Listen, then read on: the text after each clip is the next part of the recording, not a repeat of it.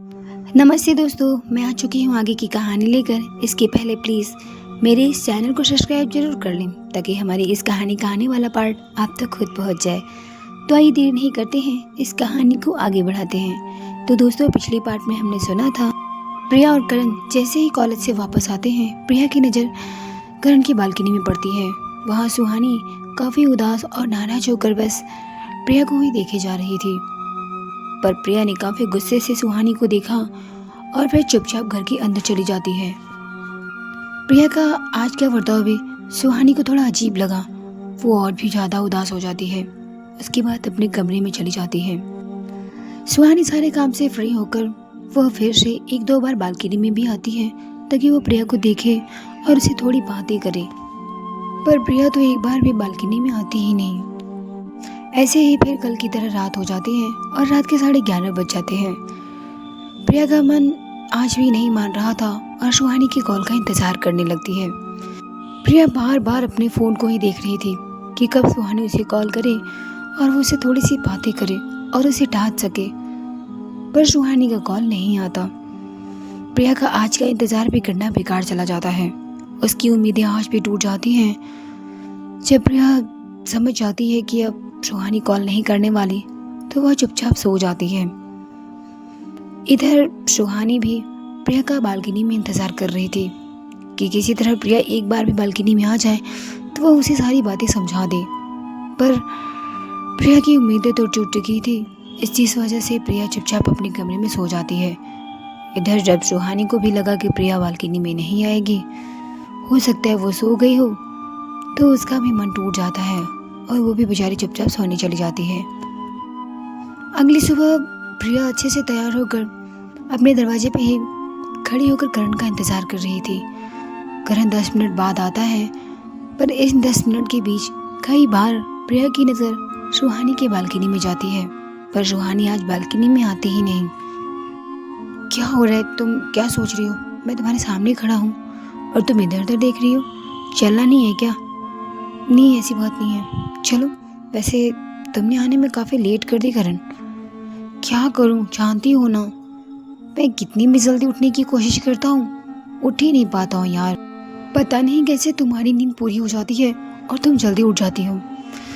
कोई आइडिया मुझे भी दो ना प्रिया। करण, हम लेट हो रहे हैं, हमें चलना चाहिए। प्रिया आखिरी बार जाते हुए भी एक बार पलट कर करण की बालकनी में देखती है। बस सुहानी को एक नज़र देखना चाहती थी, पर सुहानी आज बालकनी में नहीं आती, जिस वजह से प्रिया का गुस्सा और भी ज़्यादा बढ़ जाता है और वह सुहानी से और भी ज़्यादा नाराज़ हो जाती है। थोड़ी ही देर में प्रिया और करण कॉलेज पहुंच भी जाते हैं। इधर सुहानी अपने कमरे में बैठी प्रिया के बारे में सोच रही थी कि आखिरकार प्रिया उससे इतनी नाराज़ क्यों है।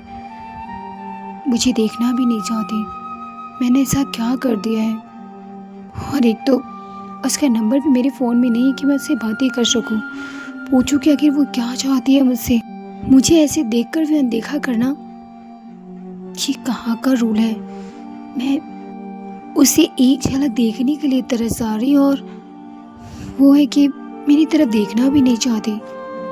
सुहानी प्रिया के बारे में सोचते सोचते उसे थोड़ी नींद आ जाती है और वो सो जाती है।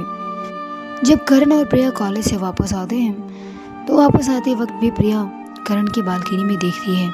सुहानी अब भी नहीं थी। चुपचाप अपने कमरे में वह चली जाती है। करण जब कमरे के अंदर जाता है, तो उसने देखा कि सुहानी काफ़ी चैन भरी नींद सो रही थी। करण ने उसे जगाना ठीक नहीं समझा, इसलिए वह सुहानी को नहीं जगाता, खुद जाकर पानी ले लेता है और पानी पीने के बाद वो अपनी पढ़ाई करने बैठ जाता है। इधर अपने कमरे में जैसे ही प्रिया पहुंचती है, अपने बैग को फेंक देती है और बेड पे बैठ जाती है। ये सुहानी अपने आप को समझती क्या है? मैं उसे देखने के लिए तरस आ रही हूँ और वो मेरे सामने ही नहीं आ रही है। मुझे दर्शा रही है ना। अच्छा नहीं कर रही है सुहानी तुम मेरे साथ। उसे अच्छी तरह पता है कि मैं उसे देखे बिना नहीं रह सकती और ना ही उसके बिना। मैं उसे बात तो नहीं सकती, पर क्या मैं उसे देख भी नहीं सकती? वो मुझसे तो दूर है ही, कम से कम मेरी नज़रों से दूर तो ना रहे। मैं कैसे समझाऊं उसे? वो मुझे कॉल भी नहीं कर रही है। क्या मैं सुहानी को कॉल कर लूं? नहीं नहीं, अगर अगर करण की माँ वहाँ हुई तो उसने मेरा कॉल सुहानी के फ़ोन पे देख लिया तो गड़बड़ हो जाएगी। क्या करूँ मैं? इधर करण सुहानी के बगल में बैठकर अपनी पढ़ाई कर रहा था। तभी अचानक सुहानी की नींद खुल जाती है। जब उसने देखा कि मेरे पास करण जी बैठे हैं, वो तुरंत ही उठ बैठ जाती है और कहती है, अरे आप कब आए?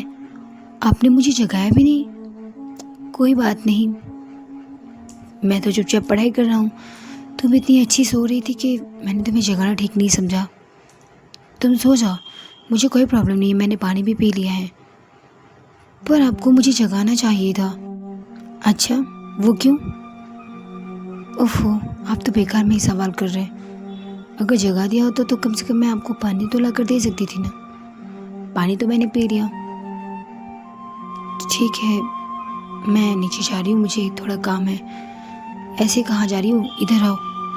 करण सुहानी को अपने पास खींच लेता है और उसे अपनी बाहों में भर लेता है और कहता है, देखो, मैंने तुम्हारी नींद नहीं खराब की।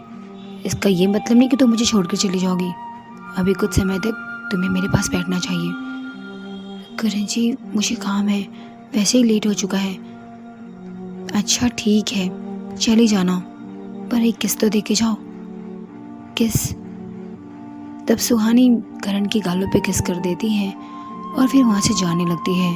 पर करण उसे जाने ही नहीं देता। उसका हाथ पकड़ उसे अपनी और भी नज़दीक खींच लेता है। करण सुहानी को अपने इतना नज़दीक खींच लेता है कि करण सुहानी के होठों पे किस करने लगता है।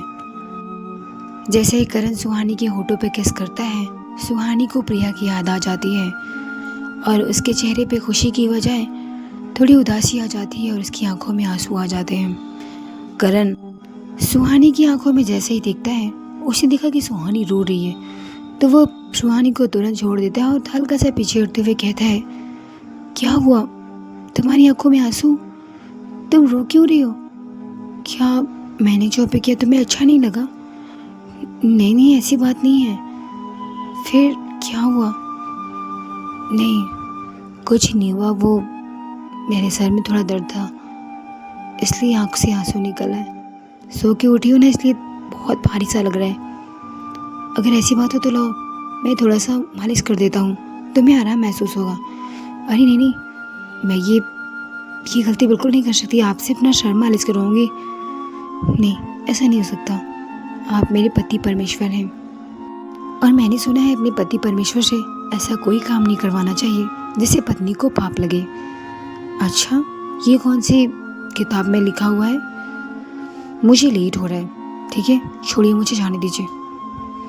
करण थोड़ा सा मुस्कुराता है और सुहानी जबरदस्ती करण की बाहों से आज़ाद होती है और भागते हुए नीचे चली जाती है। करण मुस्कुराते हुए इन बातों को नज़रअंदाज कर देता है और फिर अपनी पढ़ाई पे लग जाता है। सुहानी नीचे तो जाती है, पर तभी उसके दिमाग में प्रिया को एक बार देखने को आती है। वह भागते हुए फिर से उसी बालकनी में जाती है। इस बार सुहानी जब बालकनी में पहुंचती है तो उसने देखा कि प्रिया पहले से ही बालकनी में बैठी थी। उसकी नज़र सुहानी की बालकनी की तरफ ही थी। प्रिया ने जैसे ही सुहानी को देखा, प्रिया सुहानी को काफ़ी गुस्से से देखने लगती है। पर इधर सुहानी प्रिया को देखकर खुश हो जाती है कि शायद अब प्रिया से कुछ बातें हो पाए। पर प्रिया इतने गुस्से में थी कि उसकी एक भी बात सुनने को तैयार नहीं थी। जैसे ही सुहानी ने उसे हाय कहा और उसे कॉल करने को कहा, प्रिया गुस्से से अपने कमरे में वापस चली जाती है। इतना गुस्सा क्यों? इसने तो मेरी बात का कोई जवाब ही नहीं दिया। उसके बाद सुहानी बार बार अपने फ़ोन की तरफ देखने लगती है कि अब प्रिया कॉल करेगी, पर प्रिया ने कॉल किया ही नहीं। यार, ये लड़की तो मेरा दिमाग ख़राब कर रही है। मैं इससे बातें करने की कोशिश कर रही हूँ और ये है कि मेरी सुनने को ही तैयार नहीं है। ऐसे कौन करता है? अगर यही सब करना था तो उसे मेरे पास आने की क्या ज़रूरत थी? दूर ही रहती मुझसे। कितनी अच्छी थी मैं इसके बिना। सुहानी अब बहुत ज़्यादा रोने लगती है और रोते रोते वह किचन में चली जाती है। सुहानी प्रिया को लेकर बहुत रोती है और कुछ देर रोने के बाद जब खुद को काफ़ी संभालते हुए अपने चेहरे को साफ कर लेती है, तभी उसे याद आता है कि उसकी माँ को चाय देने का टाइम हो चुका था। अब सुहानी चुपचाप उदासी भरी चेहरे को लेकर चाय बनाती है और एक कप अपनी माँ को देने के बाद वह सीधा करण के कमरे में आती है। उसने करण को भी चाय दी, पर करण ने सुहानी के चेहरे को नोटिस किया। ऐसा लग रहा था कि सुहानी बहुत रोई है।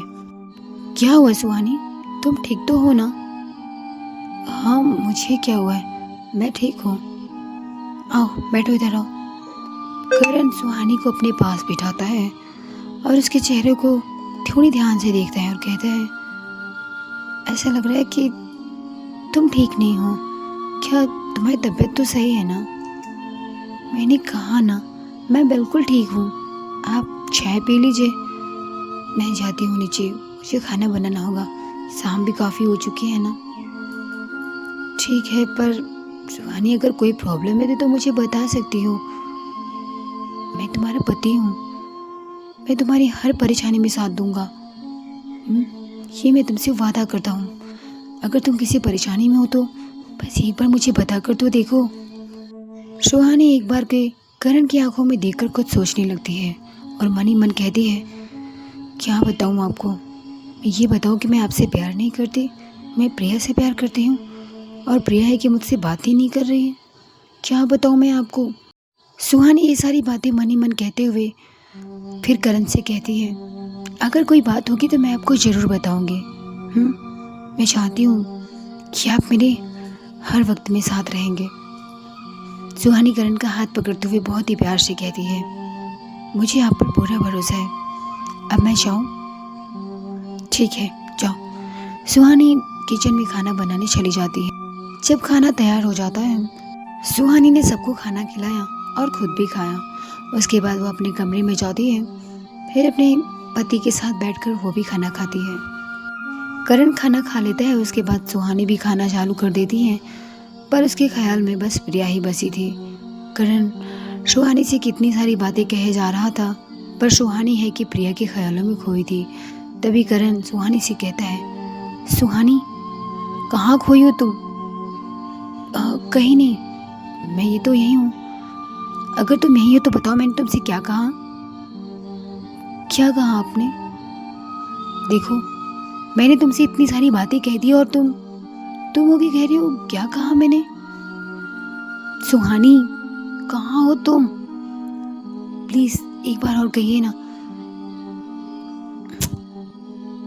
ठीक है, मैं ये कह रहा था कि कल तुम्हारा बर्थडे है ना? हाँ, कल मेरा बर्थडे है। तो माँ ने कहा कि हम तुम्हारी बर्थडे का छोटी सी पार्टी सेलिब्रेट करें, जैसे प्रिया ने किया था। जैसे ही करण ने ये बातें कही, सुहानी को प्रिया का बर्थडे याद आ जाता है। उसके चेहरे पे हल्की सी मुस्कुराहट आ जाती है कि उस दिन पहली बार सुहानी ने प्रिया के गालों पे किस किया था। क्या हुआ सुहानी, अपने बर्थडे आने की खुशी में तुम्हारे चेहरे पे तो स्माइल आ गई। मुझे नहीं पता था कि तुम्हें ये जानने के बाद खुशी मिलेगी, वरना मैं पहले ही बता देता। नहीं, ऐसी बात नहीं है। तो आप लोग कल मेरी बर्थडे पार्टी अरेंज कर रहे हैं?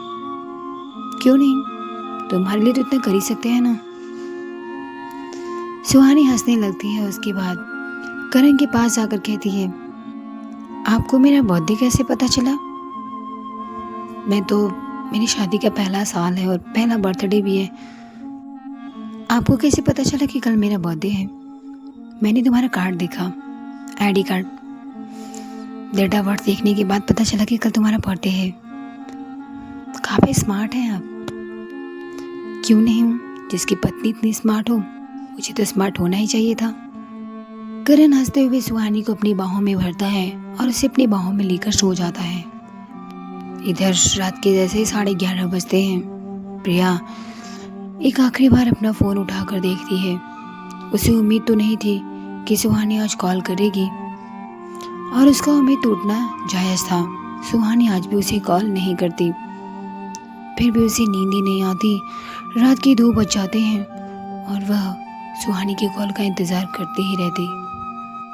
प्रिया के इंतज़ार की हदें जब टूट जाती हैं तो वो भी सो जाती है। इधर सुहानी को पता था कि प्रिया मुझसे बात ही नहीं करना चाहती, इसलिए वो ना तो बालकनी में जाती है और ना ही उससे बात करने की उसके मन में कोई उम्मीद थी। वो भी करण के पास ही सो जाती है। अगली सुबह जब उठती है तो वो नहा धोकर अच्छे से तैयार होकर किचन में खाना बनाने चली जाती है। तभी इधर करण उठकर फ्रेश होकर कॉलेज जाने के लिए तैयार हो जाता है। सबसे पहले सुहानी के पास आता है। सुहानी को गले लगाकर उसके गालों पे किस करके कहता है, सुहानी happy birthday. Thank you Karan ji.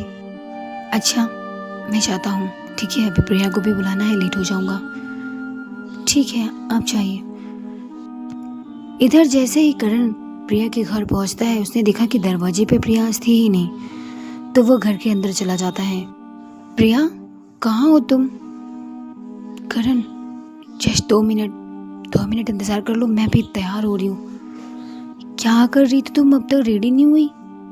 Please बस 2 मिनट। प्रिया अब तक तैयार नहीं थी, इसलिए वो करण को 2 मिनट समय देकर तैयार होने लगती है। प्रिया थोड़ी देर बाद तैयार हो जाती है। करण इधर बाइक पे बैठा प्रिया के बाहर आने का इंतजार कर रहा था। थोड़ी देर बाद प्रिया बाहर आती है, पर जैसे प्रिया बाहर आती है उसकी नज़र करण के बालकनी में जाती है। सुहानी वहाँ बहुत ही प्यार से और काफ़ी उदासी भरी आंखों से प्रिया को देख रही थी। प्रिया भी एक बार के लिए सुहानी को कुछ समय तक देखती ही रह जाती है, मानो उसकी आंखों में बहुत सारे सवाल हो जो सुहानी से वो करना चाहती है। उसके बाद अपनी नज़रें नीचे करती है और कुछ सोचते हुए बाइक पे बैठती है और वहाँ से चली जाती है।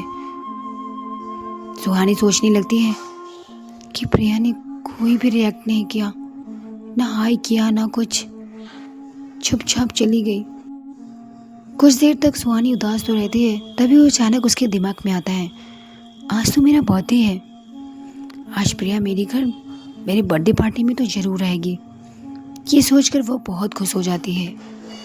ऐसे ही शाम हो जाती है और इधर सुहानी के बर्थडे की पार्टी की तैयारियां चल रही थी।